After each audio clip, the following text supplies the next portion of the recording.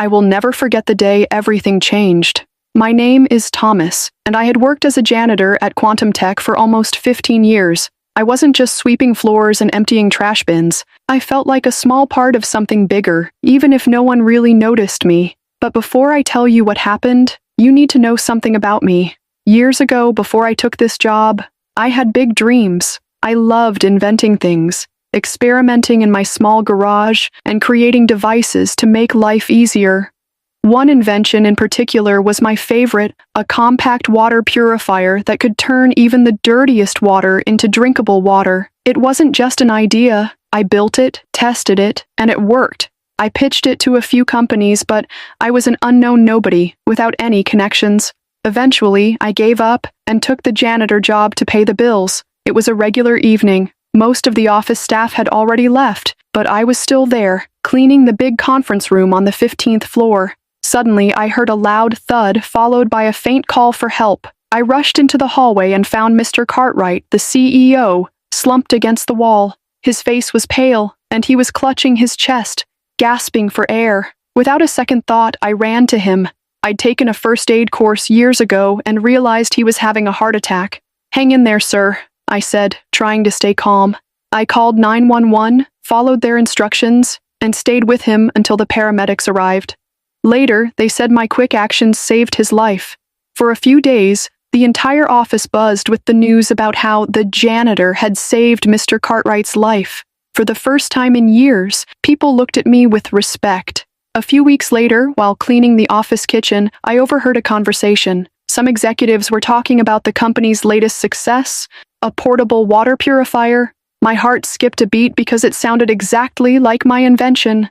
A rush of emotions overwhelmed me, disbelief, shock, and a growing sense of betrayal. How could this be? I had never shared my designs with anyone at Quantum Tech. Then I remembered something from years ago. Desperate for recognition, I had left a prototype and some notes with a friend of a friend who claimed to know someone at Quantum Tech. I never heard back. Could it be? That evening, I decided to stay late, determined to uncover the truth. I combed through the company website and patent filings, and there it was, a patent under Mr. Cartwright's name, dated around the same time I had shared my designs. My hands trembled as I read the details. It was my invention, down to the smallest detail. The next day, I requested a meeting with Mr. Cartwright. Nervous but resolute, I stood in his massive office and looked him in the eye as I told him everything about my invention, my struggles, and how I realized what had happened. At first, he denied it, but I saw the guilt in his eyes. Finally, he sighed deeply and said, "Thomas, you don't understand how the business world works. Sometimes ideas need the right people to make them successful." His words stung, but I refused to back down. "You may have the power and the money," I said, "but that was my idea, my work, and I deserve the credit for it." For a moment, he was silent. Then he did something I didn't expect. He admitted to taking the design without giving me credit. "You saved my life," he said quietly. "Maybe it's time I did the right thing." Over the next few weeks, Quantum Tech released a statement recognizing me as the original inventor. They offered me a significant financial settlement, but more importantly, they gave me a position on their research and development team. For the first time in years, I was doing what I loved, creating, inventing, and making a difference. Looking back, it wasn't just about the money or the job, it was about finally being seen and valued for who I was. Mr. Cartwright and I never became friends, but we learned to respect each other. And while I'll never forget the betrayal, I'm glad I stood up for myself.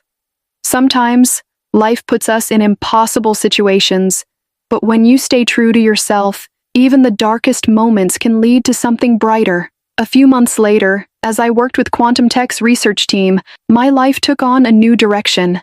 The dream I had years ago in my garage was now becoming a reality. I no longer needed to prove myself to anyone because I had already earned my place. I now had the platform to test my ideas, shape them, and show the world something new. But something else happened too. I realized my invention wasn't just important for me, it could improve countless lives.